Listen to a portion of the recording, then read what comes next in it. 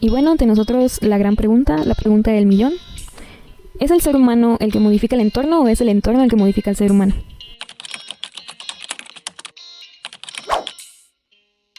Hola, yo soy Valentina y el día de hoy haremos un análisis de las funciones de producto y el lenguaje de producto a partir del análisis de Bernd Lovach en su libro Bases para la configuración de productos industriales. Y bueno, después de esa introducción, necesitamos saber qué es el diseño industrial, justo para comprender lo que son las funciones de este mismo, o bueno, cómo es que influyen en las funciones de los objetos. Lovach propone que cada uno de los actores de lo que consiste el diseño industrial tiene una percepción diferente de lo que es, empezando por el usuario. Nosotros somos usuarios de diferentes productos y servicios y si lo pensamos de una manera individual, siempre estamos buscando la satisfacción de nuestras necesidades como seres humanos a través de un producto o un servicio. No pensamos en algo más que la utilidad que éste nos puede brindar. Sin embargo, tenemos también otros factores que influyen en que nosotros podamos tener ese producto en nuestras manos, comenzando por el empresario, que es quien se encarga de la fabricación de estos productos y de que estos lleguen a nuestras manos. Bueno, ellos también tienen una visión del diseño industrial, que se trata de la optimización de diferentes procesos, pero también de la estética de los productos para que nosotros podamos observarlos con mayor deseo y comprarlos, adquirirlos. Y por otro lado tenemos al diseñador industrial, que se encarga de ser un mediador entre la comunicación del usuario y del empresario. Entonces se encarga pues de tener en cuenta procesos técnicos, de materiales, de emociones. En todo caso, después de tener este pequeño contexto, Lovach define el diseño industrial como lo siguiente: un proceso de comunicación entre el usuario, el empresario y el diseñador a través de un producto. Ahora que abordamos lo que es la comunicación, podemos decir que el objeto termina siendo un símbolo de la comunicación, un mensaje, y el receptor terminaría siendo el usuario o incluso el empresario, y nosotros como diseñadores seríamos pues un emisor. En todo caso podemos definir el objeto como un signo. Todos los signos se componen de significado y significante. Entonces podríamos decir que el significado y el significante de este objeto terminarían siendo sus funciones. Como podemos saber, el significado se refiere al concepto mental que tenemos nosotros de cualquier mensaje o objeto, en este caso. Entonces estaríamos hablando de las funciones psíquicas que rodean a este objeto. Por otro lado tenemos el significante, que es pues la forma física del signo, y en todo caso sería el objeto per se. Así que hay que grabárnoslo porque esto va más adelante a darnos una idea de lo que son las funciones. Bueno, esto del entorno objetual será lo que nos responde a la pregunta de si nosotros como seres humanos modificamos el entorno o respondemos a él. Hay que entender primero que nosotros como seres humanos buscamos herramientas para satisfacer nuestras necesidades, pero también para resolver nuestros problemas, y es ahí donde entra la objetualización, ya que estamos buscando dichas herramientas que nos puedan ayudar a salir de donde estamos para buscar un estado de bienestar. Entonces, nosotros al resolver nuestras necesidades estamos interactuando con el entorno.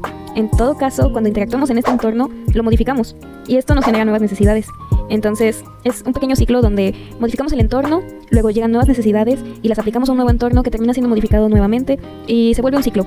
Es por eso que todo el tiempo estamos buscando nuevas herramientas, porque todo el tiempo estamos modificando el espacio en el que vivimos, ya sea como sociedad o individualmente. Y bueno, para entender el entorno objetual también necesitamos entender ¿cuáles son los objetos que nos rodean? Tenemos por un lado los objetos naturales, que son los que ya vienen en la naturaleza, que nosotros como seres humanos no creamos, pero sí modificamos, ya que es a partir de la naturaleza de donde sacamos los recursos para obtener objetos. Por otro lado tenemos los objetos artísticos, que sí son parte de la creación de nosotros como seres humanos, pero que satisfacen necesidades psíquicas principalmente. Puede que a primera vista no tomemos los objetos artísticos como una parte esencial de la resolución de necesidades. Sin embargo, los objetos artísticos son parte importante de nuestra salud psíquica y es algo que Lovach menciona dentro de su texto. Por último, y no menos importante, que yo creo que es de los más importantes porque este nos va a llevar a otros puntos, son los objetos de uso, que pues como su nombre lo indica, se trata de objetos que usamos cotidianamente, y estos sí son parte de objetos que nosotros creamos para resolver nuestras necesidades. Es preciso mencionar que antes del siglo XIX los objetos que llegaban a nosotros eran a partir de un proceso artesanal, es decir, el artesano tenía total control de las piezas. Estas no eran fabricadas de manera masiva, por lo tanto no había un proceso industrial, y una de las ventajas que tenían los procesos artesanales o los productos artesanales era la personalización y el vínculo que se tenía con el objeto desde el momento en el que el usuario lo pedía al artesano, incluso también en el momento en el que el artesano interactuaba con el objeto, ya que podía poner parte de su personalidad dentro del objeto o incluso de la personalidad de quien lo solicitase. Por otro lado tenemos los objetos industriales o productos industriales, que pues como su nombre lo indica, se producen industrialmente en masa y son del interés principalmente de empresarios, ya que generan beneficios económicos al poder llevar un objeto de manera masiva a diferentes personas. Es preciso mencionar que el objeto de diseño industrial está estrechamente relacionado con comprender al usuario a través del uso y las funciones de este mismo producto. Y pues estas funciones son 3, principalmente Lovács las divide en función práctica, función estética y simbólica. Bueno, volviendo a la parte del objeto como un mensaje, podemos retomar lo que hablábamos anteriormente de que podemos hablar del objeto como un símbolo, siendo el significante la forma física y por tanto parte de la función práctica del objeto. Es decir, todas estas funciones orgánico-corporales o fisiológicas que implica la interacción con un objeto, ya sea la manera en que sostienes el objeto, por ejemplo, estas tijeras, no pregunten de dónde las saqué, pero estamos hablando de la interacción física que hay con ellas. Y por lo tanto estamos hablando también de qué tan cómodas son fisiológicamente en sostenerlas, el usarlas, qué tan peligroso podría ser que yo las use de la manera que tengo que usar, etc. Bueno, y pasando a las funciones psíquicas del producto, tenemos a la función estética y la función simbólica. Comenzando por la función estética, estamos hablando de cómo vivimos los objetos. No estamos hablando solamente de la belleza de los objetos, sino qué hace que nosotros podamos percibir este objeto y nos llame la atención. Nos habla de la primera impresión que tenemos y las sensaciones, emociones que nos genera el observarlo, el tocarlo, el olerlo incluso, y qué tanto este objeto llama nuestra atención. Esta función está estrechamente relacionada justo a nuestras emociones, pero también a la parte de los intereses industriales / de empresarios de los objetos, ya que es la manera en la que estos conectan con el usuario y el usuario decide o no comprarlos. El diseñador no solamente tiene que pensar en la estética como belleza, sino en una manera de comunicación al usuario de qué es lo que busca transmitir a través del objeto. Bueno, y por último tenemos la función simbólica, que está estrechamente ligada a la espiritualidad, a la psique y la forma social de uso.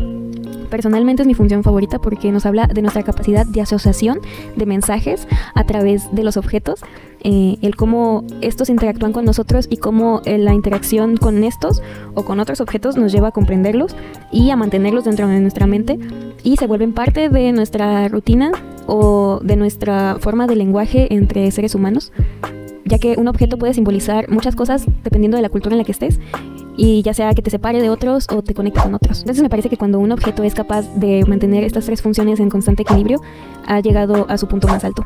En conclusión, después de todo lo que hablamos, creo que podemos entender que las funciones del producto son parte del lenguaje del producto. Es la manera en que el objeto habla a través de estas mismas funciones y se comunica con el usuario.